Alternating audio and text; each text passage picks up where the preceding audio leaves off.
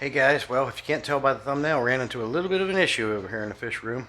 Uh, let's check this out. We're going to talk about this and show you what happened.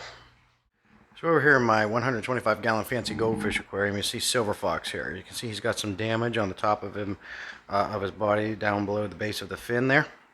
And right there where he's at, you see that that brown rock there and this flat one above it. This flat one was always sitting right here leaning against this one. Okay, when I come out this morning, and you can see the other damage there that he's got to his scales and his skin. When I come out this morning, he was jammed between this rock and this rock, just laying there. I was like, oh crap, he got stuck. So what I did is I moved this one up and I moved this one back, thought maybe he was stuck, but after I even did that, he was just laying there breathing hard, stressed out. Well, I don't know exactly what happened or how he got there, whether he got stuck in there or he was sleeping or what, but this pleco here was sucking on the side of him. Okay. Now keep in mind, I already know there's a risk keeping plecos like this with fancy goldfish, especially fancy goldfish and fish like them, slow moving fish, because it's an easy target for them. They love to suck on the side of fish. If you have this is a major issue. They will suck the slime coat off the fish, cause damage, as I have shown you with silver fox. Well, and this goes hand in hand with, if you follow my channel, I always talk about every tank being different, every fish being different, just like people, they all have different personalities. I've got a big pleco over here that I've had for years, and he keeps to himself. He don't bother nobody. Now, I'm not going to say years ago he wasn't chasing down a fish, but he doesn't bother fish. He's cool.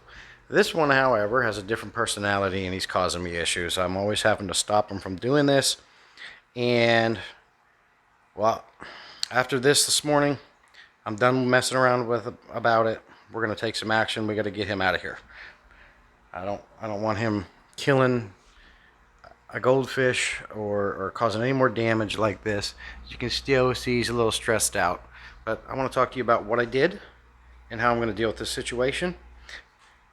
And you can use this information to help you guys if you're ever in a situation like this.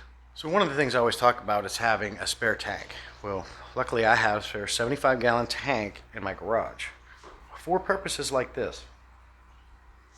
So the only way for me to effectively and quickly get rid of this fish and properly, I'm not going to just take them, give them to somebody.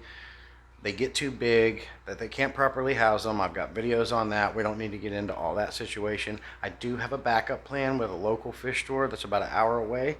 She can take my bigger plecos if I ever had to for a reason. But for right now, I needed quicker action. So I'm going to take you out to the garage, show you what I did. But first I want to talk about how I dealt with this situation when I came upon it.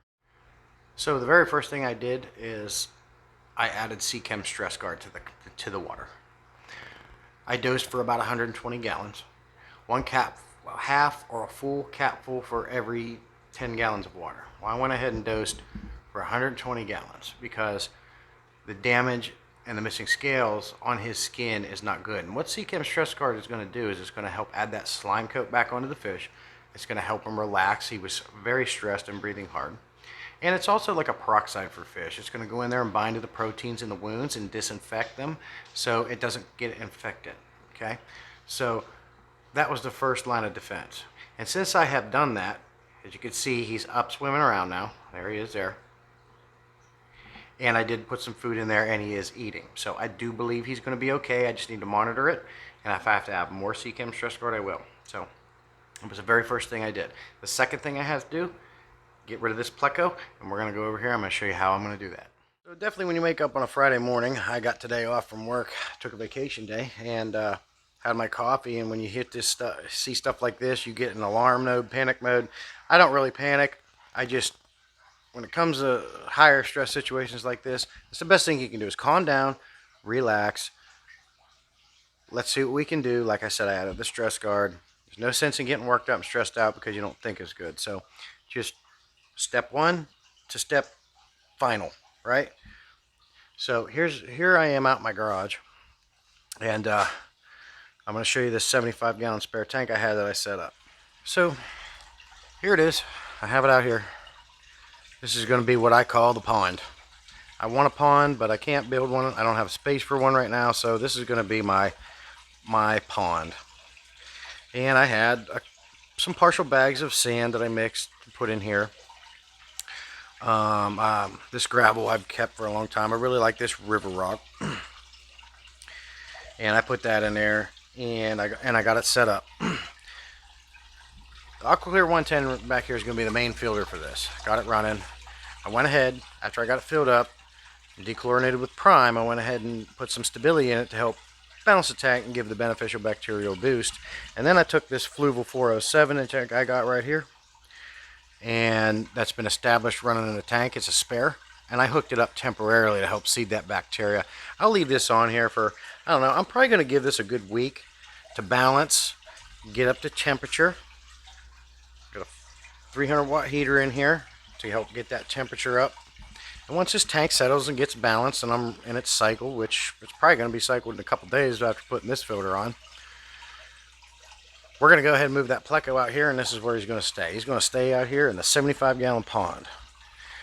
I made a little cave for him to get into, and he's just going to be out here all by himself. Okay. Now this is out in the garage. I do pull my car in here. I did go ahead and I put carbon. I'll probably keep carbon in this filter because it's good for taking out toxins and things like, you know, I work in here and do things. So, you know, if there's any dust, you know, fumes of any sorts, which I'll keep to a minimum, that carbon will take care of that if it happens to get in the water. But you can do these things, and you have to just figure out what you can do with what you have at the moment and make it work. So this will be ready to go for him. He can come out here, and this is going to put an end to my having to worry about that fish sucking on my other fish and killing them. But that's it, guys. I just wanted to share a quick little video, an experience that I had with you guys to help, you know, understand how to deal with those kind of situations and the importance of having a spare tank. You can get on the Facebook Market site. That's where I found this one. It was free. Now, I don't use it as a display tank anymore because the glass has such a calcium buildup. It's etched in the glass and you can't get it out. I've tried everything. I've talked to Father Fish and all these older guys, and there's just nothing you can do about it. And so I just keep it as a spare tank. So this will now be perfect for a pond, if you will. And there it is. That's what I did. So I'll put an update video out on Silver Fox. Make sure he's doing okay, and I'm sure he's going to heal up pretty nice. Goldfish are pretty hardy. But I had to do something and get this taken care of because that pleco there, he's been a problem since I've got him. So he's just going to be out here by himself. So thanks for stopping by. Let me know in the comments if you have any further questions and comments. And we'll talk to you later. We'll see you next video. And be safe. Have a great weekend.